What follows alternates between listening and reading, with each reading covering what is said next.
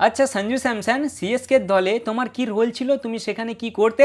चट्टा भी लाइक हम ओपनर भी थे, हम मिडिल ऑर्डर बैटर भी थे, हम फिनिशर भी थे और हम विकेट कीपर भी थे। सब रोल प्ले करता था मैं, पूरा অলরাউন্ডার था मैं। সত্যি চারটা সত্যি জাস্ট সেলুট বস তোমাকে, বুঝলে? মানে আলাগ লেভেলেরই বান্দা তুমি यार। মানে ভাই আর একটু যদি স্কোর থাকতো না, চারটা আজকেও 100 মেরে দিয়ে আসতো। দিল্লিওয়ালারা তোমরা কি করলে यार? করলেটা কি? ম্যাচ হারলে ঠিক আছে, আর একটু রান তো বানাতে তো না। আর একটু রান ভাই, কত চারটা লাগিয়েছে আজকে 87 রান আর 13 রান, আর 13 রান যদি তোমরা এক্সট্রা বানাতে না, তাহলে ভাই চারটার আজকে সেঞ্চুরিটা কমপ্লিট হয়ে যেত यार। তিনটে সেঞ্চুরি, হ্যাঁ তিনটেই তো, এর আগে মনে হয় দুটো মেরেছে আর এটা হলে তিনটে হয়ে যেত। যদি উর্বিল পাটেল একটু বেশি চার্জ করতে লেগে গেল তাই, না হলে লাস্ট পর্যন্ত যে হয়ে যেত। বাট চারটার ইয়ার সেঞ্চুরিটা মিস হয়ে গেল, বুঝলে তো? তবে what a match, what a match ভাই, ফুললি একটা ঠান্ডা ম্যাচ, ফুল ঠান্ডা ম্যাচ ভাই, বুঝলে? সিএসকে ওয়ান সাইডেড হারিয়ে দিলে দিল্লি ক্যাপিটালসকে। প্রথম ম্যাচেও হারিয়ে দিয়েছিল তোমার কত 27-23 রানে, দ্বিতীয় ম্যাচে হারিয়ে দিল 8 উইকেটে। মানে ধারে কাছে ঘেঁচতে পারলো না দিল্লি ক্যাপিটালস। মানে একটা কথা আমার কিছুদিন মাথায় ঢুকলো না, যেখানে ভাই গোটা দিল্লিতে বৃষ্টি হচ্ছে, মানে আমি শুনলাম আর কি, ওই প্রেজেন্টেশনে বলছিল, যেখানে সেই প্লেয়ার অফ দ্য ম্যাচের অ্যাওয়ার্ড দেয় না, সেখানেই বলছিল, শুনলাম যে দিল্লির সব জায়গায় বৃষ্টি হচ্ছে, শুধু যেখানে খেলা হচ্ছে সেখানটা বাদ দিয়ে। এমনকি তোমার কমেন্ট্রির সময়ও কমেন্টেটাররা বলছিল যে তোমার কালকেও বৃষ্টি হয়েছে, কাল রাতেও বৃষ্টি হয়েছে, তাহলে তোমরা সেই পিচে টস জেতার পরে ব্যাটিং কিভাবে নিতে পারো ভাই? তোমরা নিজের পায়ে নিজেরা কুড়ুল মেরেছো यार। এখানে সিএসকে কে বড় ক্রেডিট দেওয়ার মতন সেরকম কিছু নাই, দিল্লি ক্যাপিটালস নিজে হেরেছে। একজন দেখলাম আমায় কমেন্ট করেছিল যে তুমি কি দিল্লির ফ্যান? দেখো বস, আমি কার ফ্যান সেটা তোমরা ধরতে পারবে না, ধরা মুশকিল আছে, কারণ আমি সকলের ফ্যান, ঠিক আছে? এবার দিল্লি ক্যাপিটালস আর মুম্বাই ইন্ডিয়ান্স না, এরা হারলে একটু খারাপ লাগে, কারণ এদের দলগুলো না আমায় ফুল কমপ্লিট লাগে, বুঝলে তো? মানে কোনো অংশে কম লাগে না, বোলিংয়েও ভালো লাগে, ব্যাটিংয়েও ভালো লাগে, মনে হয় যে সব দিক থেকে এরা কমপ্লিট দল। মানে হারবে না এমনটা নয়, হারতেই পারে, বাট যদি এইরকম হার হারে না যেটা আজকে দিল্লি ক্যাপিটালস হেরেছে, সেইগুলো দেখলে খারাপ লাগে যে তোমরা করছোটা কি আর, করছোটা কি? তোমাদের কাছে কত পোটেনশিয়াল আছে আর তোমরা এটা কি করছো? উল্টো দিকে সিএসকে কে দেখো ভাই, ওদের ইঞ্জুরি ঠিক ঠিকানা নেই, ওরা একটা দুটো করে ম্যাচ খেলে আর ওদের কাছে ইঞ্জুরির আপডেট আসে, ঠিক আছে? মানে যাচ্ছে তাই চলছে সিজন ওদের, তারপরে ওরা কামব্যাক মেরে দিলে ভাই, তারপরে ওরা কামব্যাক মেরে দিলে। আর সেই কামব্যাক মারার পেছনে একটা মানুষের সব থেকে বড় হাত আছে, সেটা হচ্ছে ওয়ান অ্যান্ড অনলি আমাদের চেট্টা।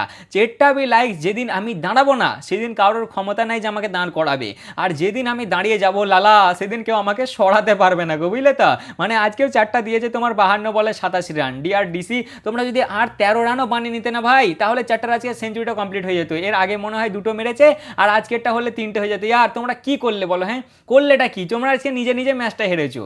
মানে সত্যি ভাই কিছু বলার নাই এদেরকে। তবে কামব্যাক সুপার কিং আসছে, কামব্যাক সুপার কিং আসছে ভাই, যেখানে তোমার প্রথম তিনটে ম্যাচে তিনটেই হেরে গেল, সেখানে তারপরের 7টা ম্যাচে 5টা জিত, আসছে 10 পয়েন্ট হয়ে গেল এদের। আর এরপরে 4টে ওদের ম্যাচ কাদের সাথে আছে জানো তো? প্রথমেই দুটো আছে এলএসজির সাথে, দুটো পরস্পর এলএসজি, তারপর আছে এসআরএইচ, আর লাস্টে আছে জিটি।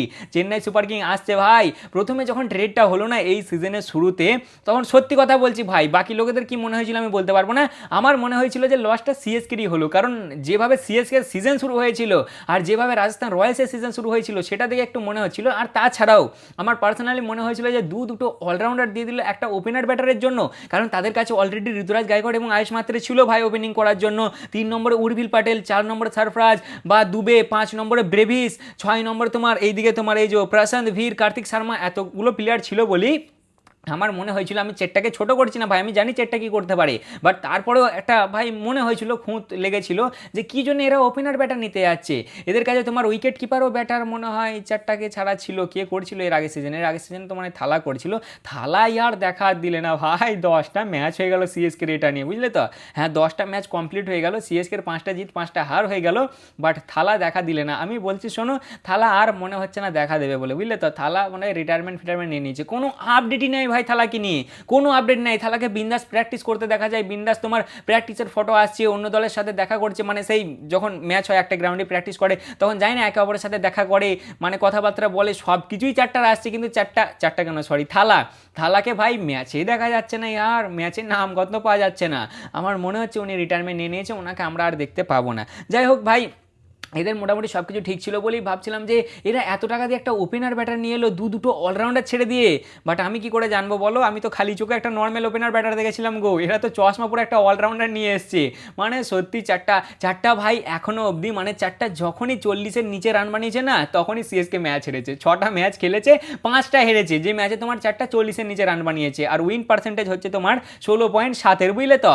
বাট যখনই চারটা 40 পার করেছে, 4টের মধ্যে 4টে ম্যাচে জিতেছে, কারণ চারটা ভাই আউটই হয় না, আউট হতেই চায় না ভাই সাহেব। ও যখন মারতে ধরবে তো কেউ আটকাতে পারবে না ওকে, বুঝলে তো, ও মেরেই যাবে। আজকের ম্যাচেও অলরেডি 100 বানিয়ে দিত ভাই, মানে অলমোস্ট 100 বানিয়ে দিত যদি আর একটু রানটা থাকতো। Well played Chennai Super Kings, একদম ফাটিয়ে দিয়েছে। আমার প্রেডিকশন ভুল হয়েছে, বাট হেভি খেলেছে, খালি ম্যাচটা একটু ঠান্ডা হয়ে গেল ভাই। আর একটু যদি গরম হতো, মানে আর একটু এক্সাইটিং হতো ভাই। আশা করেছিলাম যেহেতু তোমার ইয়েতে দিল্লিতে ম্যাচ আছে, ছোটো গ্রাউন্ড, একটু দুমদারাক্কা হয়তো আমরা দেখতে পাবো বা একটু বেশ দেখে মজা আসবে, বা লো স্কোরিং থ্রিলার ম্যাচই হবে। কিছুই হলো না ইয়ার, 155 রান সিএসকে 17.3 ওভারে বানিয়ে দিল এবং 8 উইকেটে ম্যাচটা জিতে গেল 15 বল থাকতে থাকতে। দিয়ে বর্তমানে তারা আছে 6 নম্বরই, বাট 5-এর মধ্যে 5টা জিত তাদের, ঠিক আছে। আর এর পরে দুটো ম্যাচ আছে এলএসজির সাথে।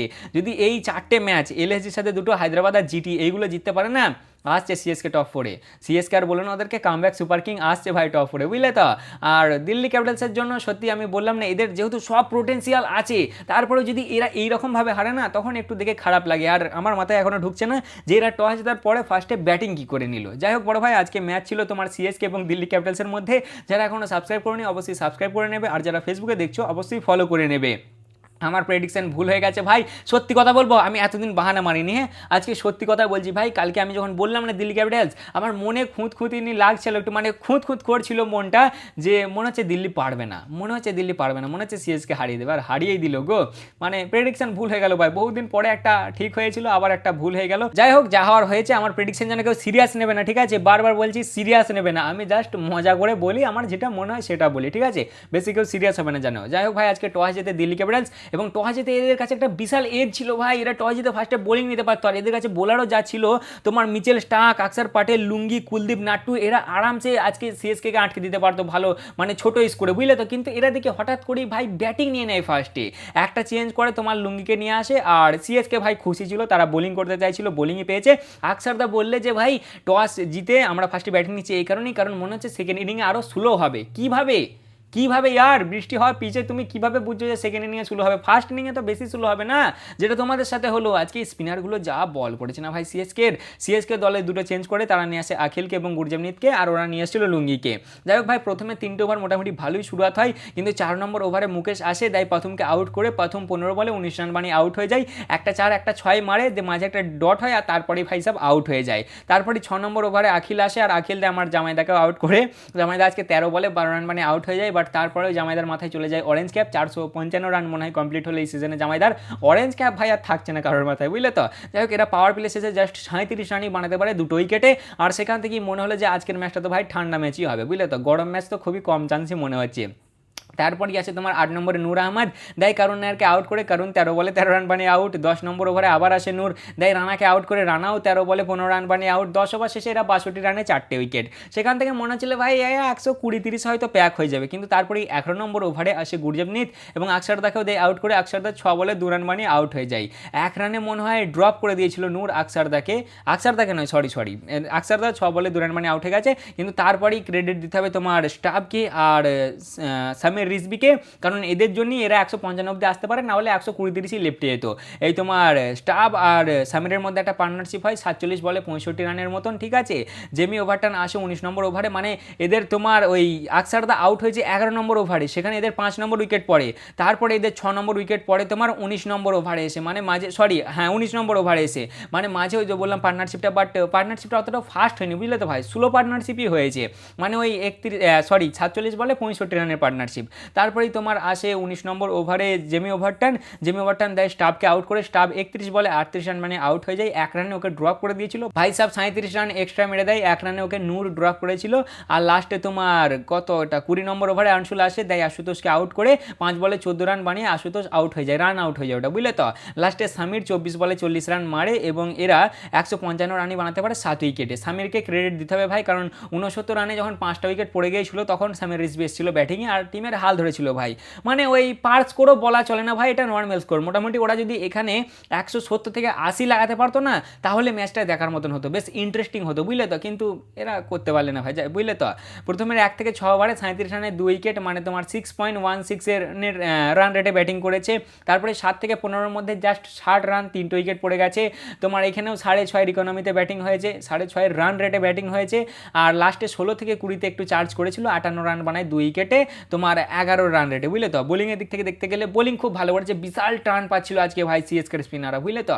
হেভি বোলিং করছিল। অখিল 4 ওভারে 19 রান খেয়ে একটা উইকেট, মুকেশ 4 ওভারে 31 রান খেয়ে একটা উইকেট, আনসুল একটু মার খেয়ে গেছে 4 ওভারে 49, নূর 3 ওভারে 22 রান খেয়ে 2 উইকেট, গুরজাপনি 4 ওভারে 29 রান খেয়ে একটা উইকেট, আর জেমি ওয়াটন 1 ওভার বল করেছে 5 রান খেয়েছে, জাস্ট একটা উইকেটে নিয়েছে, মানে ওকে 1 ওভারই আজকে বল করিয়েছে।